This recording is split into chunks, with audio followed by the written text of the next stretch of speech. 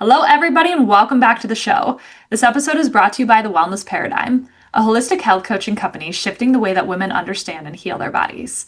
Through bioenergetic testing, functional lab testing, and functional nutrition, we uncover what traditional approaches often overlook. So you can stop guessing, start healing, and finally feel like yourself again.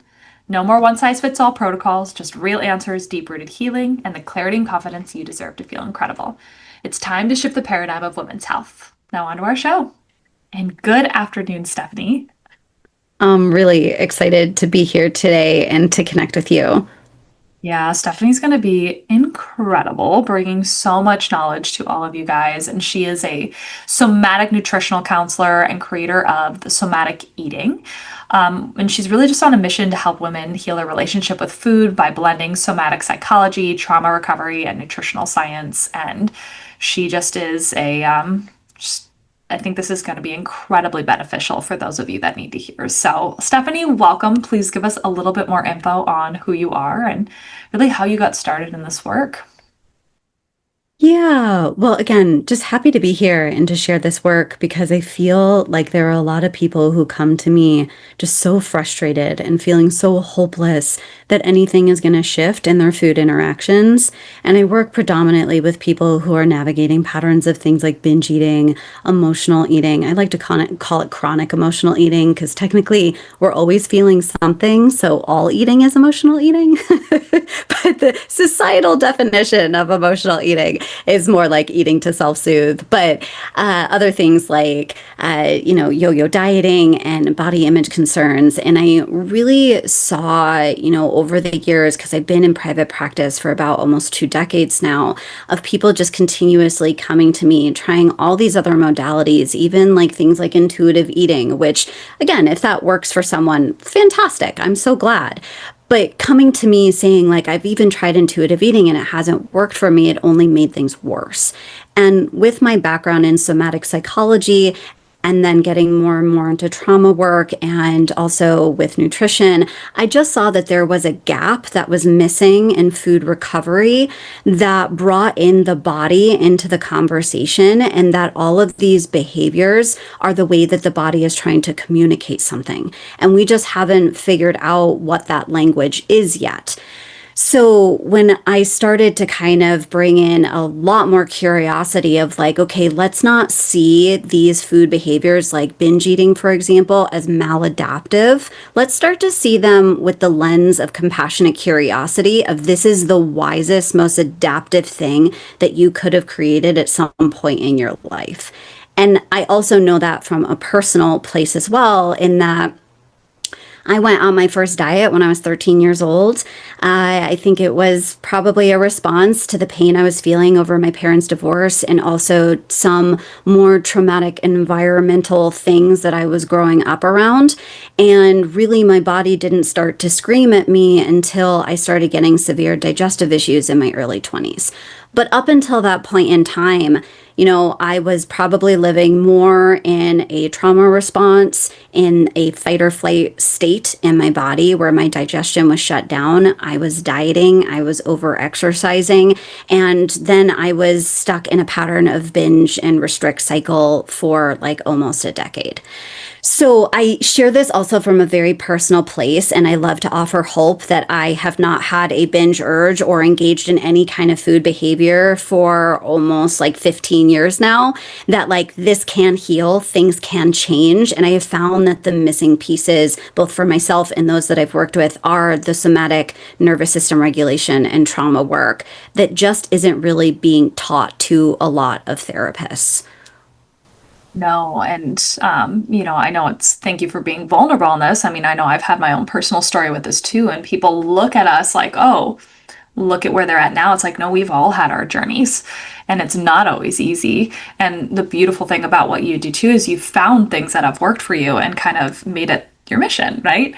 To help people. And I love the somatic approach. This is truly a missing puzzle piece. You mentioned this gap with therapists. It absolutely, therapy can be amazing, but we were talking about this before we even logged on. There is a gap on how to really approach this on a true mind, body, spirit level, right? Binge eating recovery isn't just don't eat the food, don't have it in your house, don't think about it, go for a walk, distract yourself, right? It's like, why are these happening? So I would love for you to go a little bit deeper onto, maybe somebody who's never heard of the word somatic. Maybe they know trauma, Yeah. but I don't have trauma. I had a great childhood, right? So let's dive a little bit more into like the patterns that you kind of typically see come up. Yeah, love these questions because I find that while somatic work is getting more and more popular, there's still a lot of confusion and misinformation around what it actually is. So, first, if we just take the word somatic, it means relating to the body distinct from the mind. And unfortunately, because the word has become so popular, people are just tagging the word onto somatic in front of things like somatic yoga. Yoga already is a somatic practice of connecting with your body distinct from your mind. So we kind of have to be a little bit curious when people are using the word, what their background is, how they're using it. Are they just using it to gain, sometimes attention because the word has become so popular? But somatic work and somatic psychology takes the lens that our body holds on to memories, to our history, and starts to shape itself in certain ways, like with posture, like with nervous system responses to what we've been through. And the idea is that if we can start to come closer to what our body has to say, and our body doesn't speak to us through words, it speaks to us through sensations, through symptoms, through urges and cravings, that if we can start to come closer to those things and get more comfortable and grow our capacity to be with our emotions, our reactions, our impulses, and our sensations, that it can change the way that we think because we have this mind body communication. So, a lot of therapeutic modalities, let's take like CBT, for example, are more top down. Nothing wrong with that approach. All approaches are effective in their own unique way. But when we're only working with the mind, we're not bringing in the information from the body. So somatic work is bottom up, that if we can change the way that we feel, we'll be changing different kind of information that is being sent up to our brain, and our brain and our body communicate through what's called the vagus nerve. And so we want this communication to be really strong, and that then we can think differently because about 80% of communication, if it's working optimally, is coming from our body up to our brain. So even the thoughts that we're thinking can be information for how we are feeling. So for example, if you are thinking things like, I gotta get out of here, I don't want to be here anymore, I gotta go, go, go, go, go. That's information from the body. We hear a flee response even in the way that we are thinking. So sometimes, even when someone is expressing to me what they're thinking, I'm like, ooh, let's start to get curious about what our body's trying to relay through those thoughts. So that's where somatic work gets to come in, and, where we kind of maybe have a broken relationship with our body or our vagus nerve communication gets diminished is when we do have a history of past trauma. And I do want to just take a moment to define that because I think that gets really confusing as well. In my definition, trauma, first, there's a lot of people out there that talk about how trauma is not about the event, it is how the body processed the event. So it's when people are like, oh, but I haven't experienced anything that was traumatic. It's not about what you've been through. It's how your body processed that. So I like to see it as anything that happened that was too much too fast, too little for too long, and there was no co-regulation in place to help you feel safe again. So even if something was potentially too much too fast or too little for too long, if you had a caregiver, a grandparent, a parent, a sibling, someone there for you helping you co-regulate to help you feel safe to be here in this world, that situation didn't necessarily process as traumatic. So what happens with trauma is that we move more into what's called our sympathetic nervous system, our fight or flight response, where our digestion will shut down. Our blood will move away from our digestive tract towards our limbs to prepare to fight or flee. Even if you had more like big T trauma or attachment wounds in trauma, then what can also happen in our brain is our prefrontal cortex can actually shrink and diminish in its activity. And our prefrontal cortex is where we do rational logical reasoning. So if we bring in the food piece now, okay, now our digestion is shut down. You're trying to practice something like intuitive eating. You can't hear your hunger and fullness cues. You're not getting those cues. And to intuit, part of intuition comes from parts of our prefrontal cortex. So to intuit, what should I eat? How much should I eat? You're not operating from the part of your brain optimally to be able to assess that yet.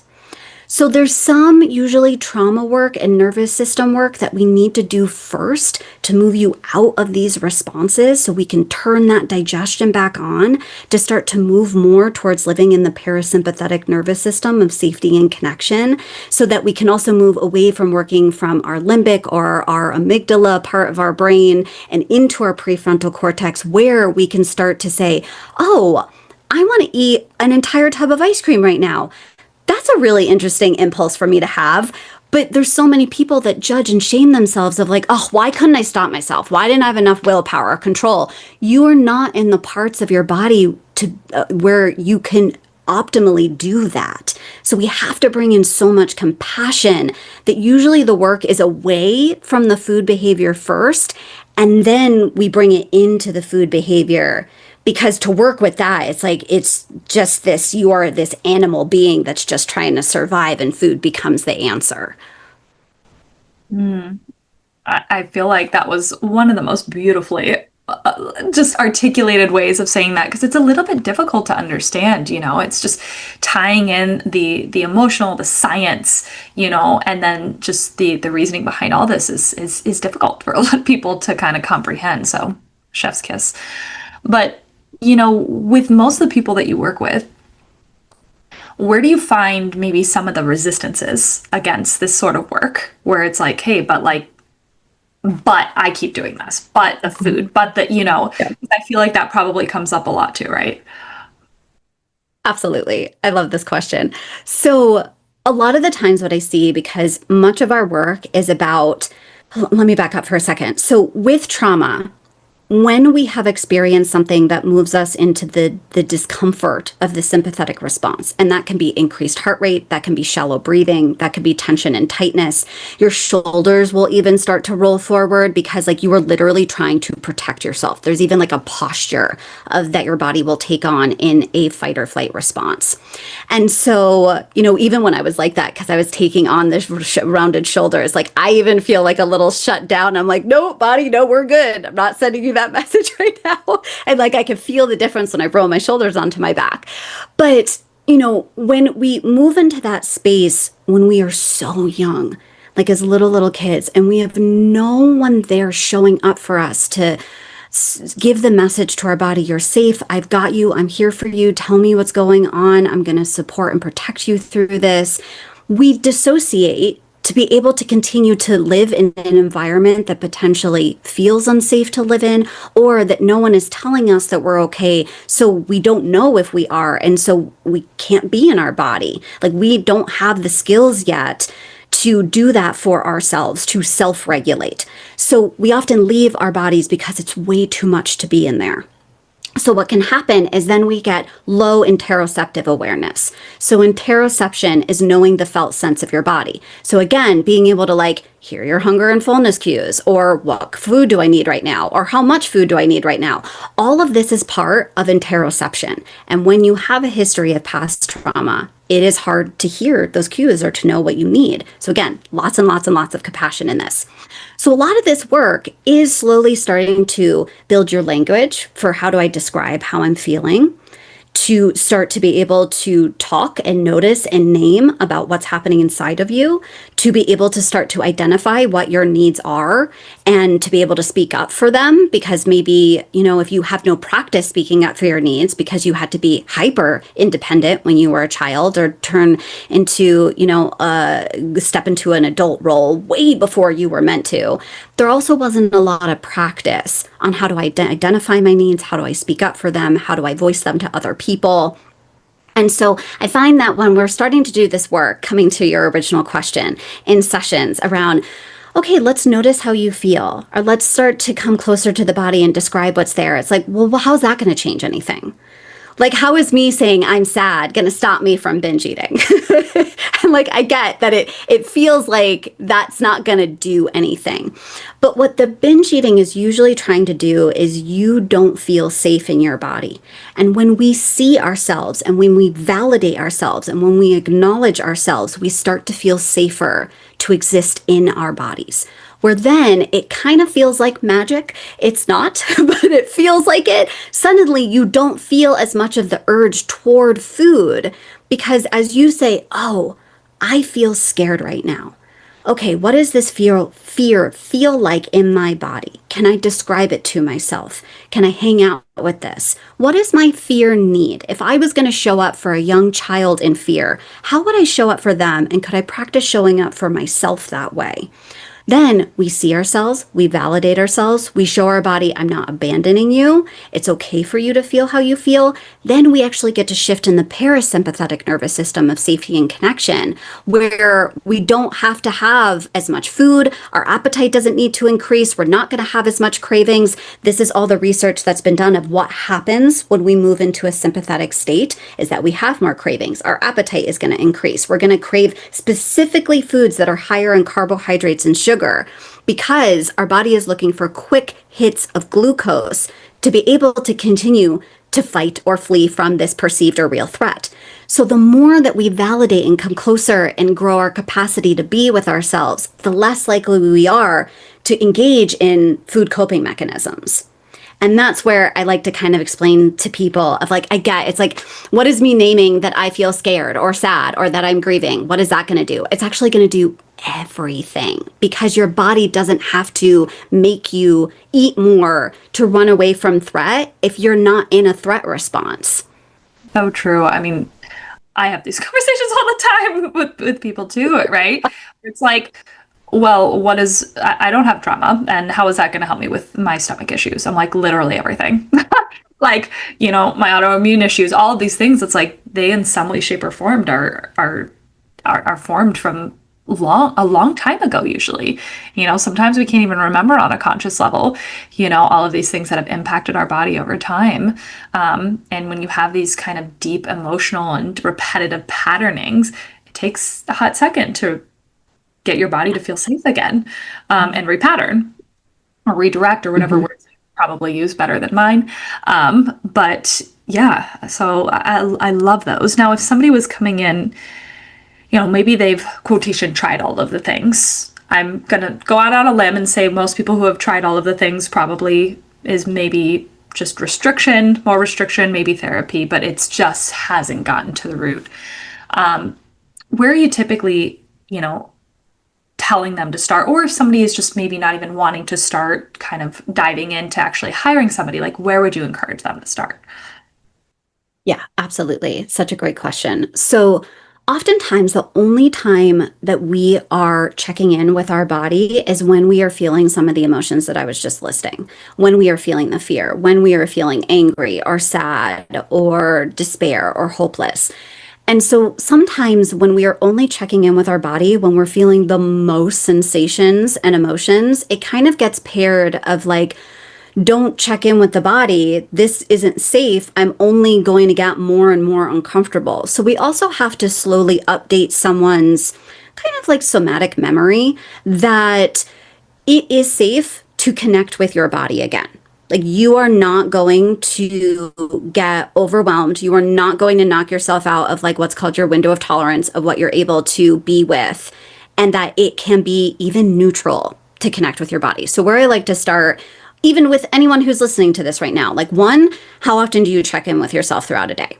A lot of people, when I ask that question, they say like zero. Maybe they check in the morning and they check in the evenings. And I call that the mindful sandwich, where it's just like there's all this meat in the middle that we're missing out on, that we have to, sometimes start checking in the middle of the day when we actually are sometimes feeling like the most things, or, how can we show up for ourselves and meet ourselves when we are feeling like a lot of stress.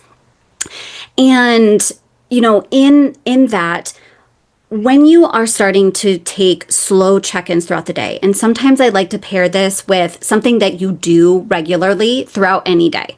So that could be, for example, if you are driving somewhere specific every single day, picking up a kiddo, driving to and from work. Those are things that we're going to do a little habit stacking where it's like, okay, you already have this habit in your day where you're always getting in the car. Or sometimes if you're always eating breakfast at the same time or always lunch around the same time, we kind of get to pair this with like, I'm going to check in with myself and just take a little, I call them somatic pauses, because we're not pausing to check in with the mind, we're pausing to check in with the body and saying, okay, what is a totally neutral part of my body I can attend to right now? And this might be your earlobes. This might be the tip of your nose. This could be your fingertips, your kneecaps, your elbows, something that you don't have like a lot of story around. But when you check in, like I usually like to do the tip of my nose. Like I know that my nose exists, but I feel nothing there right now. And I always find that kind of like, I get this like humorous kind of like even laughter comes up for me of like, wow, like what I like I feel nothing. Like I'm a sensitive person. I'm a deep feeler. So to kind of come into, connection with something that feels absolutely nothing, I'm like, wow, this is profound. That like I feel different in my body, even just paying attention to a totally neutral part of my body. Now, the more that we practice before checking in with all the stress and all the overwhelm and all the things, like, oh, you just practiced embodiment. Like right there, just connecting with even a fingertip and noticing, like, what does this fingertip feel like? Is it soft? Is it rough? Is it cold? Is it warm? Is it room temperature? Like, what's my nail feel like? That is also where we need to start to say it is okay and it is safe to connect with my body as it is. And we want to choose just a singular focus because I find a lot of the times, even the way that I'm saying, like, check in with the body, that's a lot of body to check in with when someone says, like, well, what are you feeling right now? Where? Like, I could be feeling something entirely different in so many different parts of my body. So, that's where we get to start with either something that feels neutral, or we can also play with checking in with something that feels good. And sometimes we need something external. Like you even said glimmer before we started recording, which comes a little bit from Deb Dana's work and her concept of glimmers, which is like when we look around our environment, they're kind of cues of safety that if I was going to like look outside my window right now and, see the sun shining or the leaves, twisting in the wind, I get a good feeling. I get, spaciousness in my chest. My heart rate decreases. I feel a little bit more grounded. The energy kind of sinks in my body in like a good way. And, that can be kind of this hit of a parasympathetic nervous system response. So sometimes when we're spending so much time in the sympathetic, I also want to normalize that it isn't going to feel safe first, because we don't know what that feels like. We haven't spent much time there. And that's the other thing, that when you are someone who's in patterns of binge restrict or diet culture, it also sometimes wisely keeps us in the sympathetic response because that's what we know. And so to say, I don't want to binge eat anymore means that what you're also looking for is to feel safer in your body, but you may not have the capacity to feel safe in your body yet. There's some work that we need to do to build that up so that you don't feel like you also need a behavior like binge eating anymore to continue to keep you in the state that you've become accustomed to living in. So again, just like to bring in that compassionate piece, that I really like to see just the wisdom to our food behaviors, and that they are always our best attempts at trying to facilitate safety, but sometimes it's only facilitating short-term safety and not long-term safety.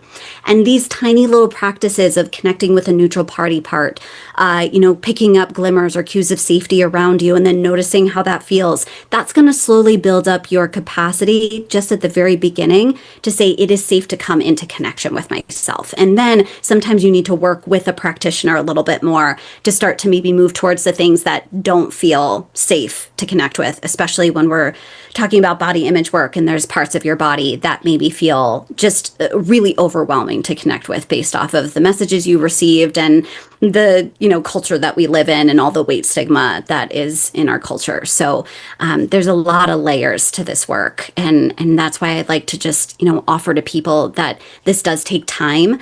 These behaviors didn't happen overnight. They took years and years and years to create them, and it is going to take some time to, you were saying earlier, like, what words would I use? I usually like to think of it as like come to completion. Like if we see in somatic work, what often happens is something in our past didn't get completed. So the sympathetic nervous system turned on, but it didn't turn off. It stayed on. And so we're kind of stuck in past experiences because our body doesn't know that it's not living in that experience anymore. And so we just want to come to a somatic completion inside of our body that our body's like, oh, okay, we can move on now. We're not living in that anymore. Or like, oh, we don't need this binge eating behavior anymore because we've updated the body that it can be safe now, and it is safe now. And there's some layers to that, because also if you live in a body that, because of the world that we live in, never supports you in feeling safe, sometimes we have to work on a moment by moment basis of, well, in this moment, I'm in my home and I'm around people who love me, and I'm, not out in the world where sometimes, a lot of people don't really make us all feel like we belong here. So I do always like to acknowledge that for some individuals and the bodies that they live in, it is hard to feel more of a salient sense of safety.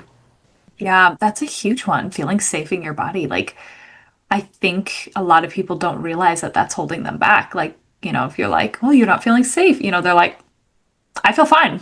It's like, well, it's building that connection emotionally, spiritually, physically, somatically, all with your body, because it all tells a story that your conscious mind doesn't really understand sometimes, right? And it's really such a beautiful process. I think working, especially in this capacity with someone, is so powerful because it's usually that's the manifestation of an issue, but there's usually so much deeper things. And I'm sure you see this. Obviously, I'm a nerd for this kind of work, but it's like, they come to you, let's say with binge eating, but then suddenly their autoimmune diseases start going into remission, right? Their digestive issues dissipate. Their sleep, they don't need to take their sleep meds anymore, right? Their cholesterol probably goes down because their body's right. And it's like these byproducts that you don't realize Yeah. really, affecting. And, they came in for that one and their life just got, and their health got so much better, full body, emotionally, physically, because of it, right? Yeah, I completely agree with that. I know that we could probably nerd out on this for like a minute. But usually what I like to normalize is that this is such a nuanced process because, look, I can kind of work with people in the realm of somatic healing and somatic work. And I find that it does need to be paired with someone also like you, because let's say, okay, this all started from an experience of trauma. And I do like to also normalize, like in my work, I'm getting also my PhD right now in somatic psychology. And some of the research that I've started to do is how this can even start in the womb. That if your mom was also living more in the sympathetic nervous system, your nervous system was literally growing in that environment and already getting the messages. And you come out in this world and you're like, is it like safe to be here? Like all the messages I've been getting for the last several months is like, I'm not sure it's even like safe to be out here in this world. So when we're talking about like, oh, my childhood was fine, like I didn't experience any trauma, sometimes that can be trauma before we even have maybe a conscious memory of that traumatic experience. And so I just want to bring in that piece of like, okay, so let's say you have some kind of trauma in your history, even from the time that you were born, even if like you have birth trauma in that it was a difficult birth for you to even come earthside for your body. And that what can happen is living more and more in the sympathetic nervous system, it really is very depleting for the body. You need a lot of nutrition to be able to have kind of like the nutritional fortitude to continue to function in basically a fight or flight response all day, every day. Like think of it as you're just constantly running away from a tiger 24/7. That is exhausting and that is depleting on the body. So now your body is doing its best to find homeostasis and equilibrium, and things start kind of shutting down. And your body's trying to adapt and adapt and adapt to the environment. And so your gut microbiome starts getting thrown off. Your body's getting depleted. So now your organs aren't functioning optimally. And so now later in life, you're like, oh, I have this autoimmune condition, or I have this gut issues, or I have whatever the issue might be. But really, that's why, and I think that more and more practitioners are talking about and getting interested in the nervous system work, in the somatic work, because we're seeing it's a huge missing piece in being able not to only work with the organs and the systems that are starting to finally speak up and be like, if you don't help me soon, like, I don't know if I could keep going on, that it does also need to include the body and working with the emotions and the sensations and supporting the body and feeling safe so that it can stop depleting itself, so that it doesn't feel so scared all the time to exist and things can start to heal. We cannot heal in a fight or flight response. It's really, really hard to do. We can really only do the most profound healing in safety. And I see you nodding your head. So I just think that we get to kind of just bring in like the resilience of the body to like go through that since childhood. Like, way to go, body. Like, you are so resilient. And it also starts with like supporting the body in feeling safe, which sounds so simple, but it can change so much. Yeah, I'm glad you mentioned that too, because I think, when I do bioresonance work, and in this bioresonance work, part of the emotional scan that usually has 75 to 90 signatures show up. We see a lot of general, emotional issues that are coming up, and you bring up these things that you don't realize your body's holding on to, right? This, grandfather maternal, energy, or this, brother energy, this whatever it might be, but it's like, this is showing people. Oftentimes I tell people, like, you might not know where this is coming from. That's okay. But your body does. And it's showing up for a reason. And it's somehow holding you back from living this, most healthiest, down to the cell level that you can, And there is more research about womb, and how who we are when we're growing our child builds their whole immune system and nervous system. So fascinating to also bring that up, and that it's being talked about more on especially in a more of an academic level too, not just TikTok. But Yeah. which is great. But it sometimes they don't always overlap. Right. Yeah. No, I completely agree with you. I think, there's social media has its benefits and also its drawbacks. Like, I'm so grateful to be able to connect with so many people that I would never have been able to meet before social media.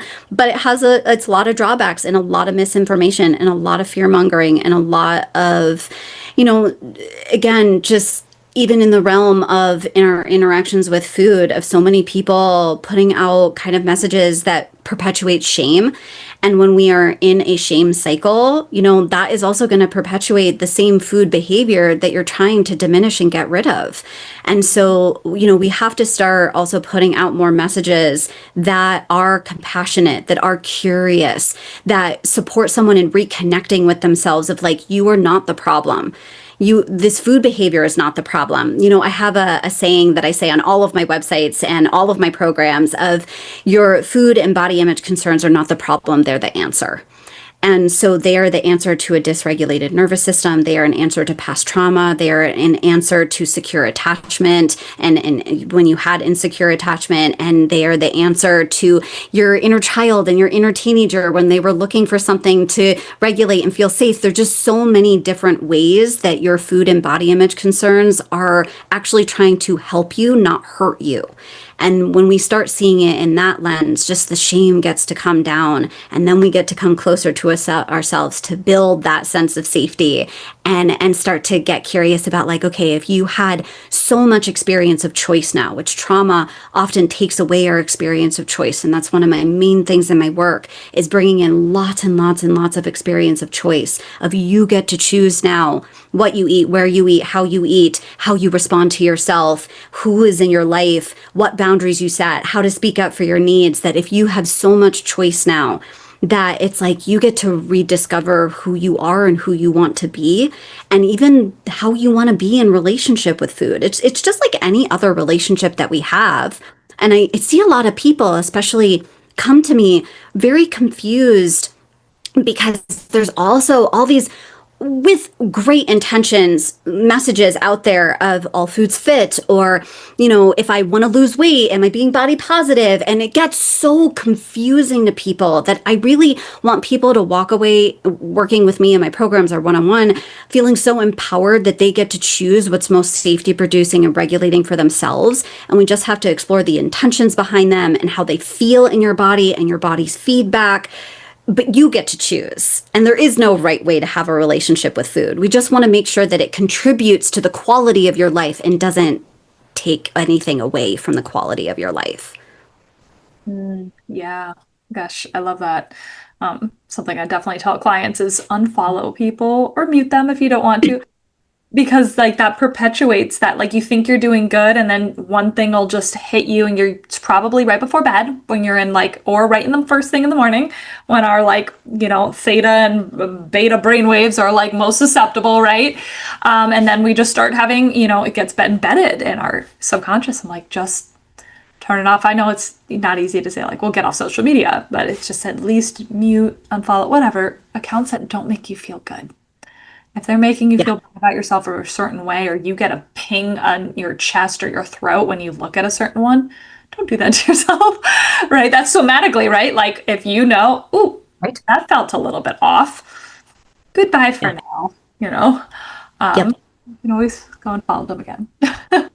But yeah, I think that's Yeah. really Yeah. to bring up too.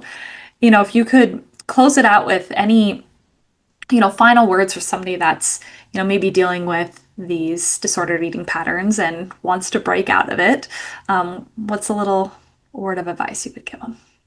Yeah. Along with starting to very slowly check in with yourself and in neutral body parts, I think that would be one really important place. I think the other piece is that we are picking up cues of safety and cues of threat in our environment all the time. And so, sometimes what I see is that, especially if you have a history of past trauma, that your body is just primed to pick up more cues of threat. And that could be, your body's just looking out for it. And so, based off of the nervous system states that we're in, our perception will start to change based off of if we are living in a fight or flight response or if we're living in safety and connection. So someone could say the same exact thing and it will be perceived and interpreted differently. So, one piece I think is, one, start to really explore what environments support you in feeling safe. Because we want to start, sometimes it has to start first externally before we can go internally. And like that's exteroception of like, how can I support my body in like all of its senses and picking up like I like this environment, I like the smells, I like what I see here.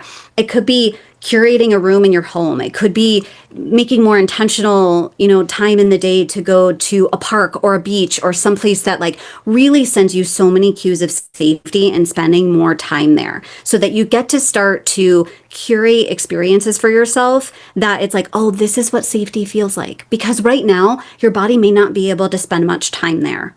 And that's okay. That's normal. We want to slowly build that up. But putting yourself specifically in environments that's going to help you feel that way so you can start to even relearn what does safety feel like in my body can be helpful. And I think the second piece is that if you are deep in food behaviors right now, one, stop putting pressure on yourself to not do the food behavior.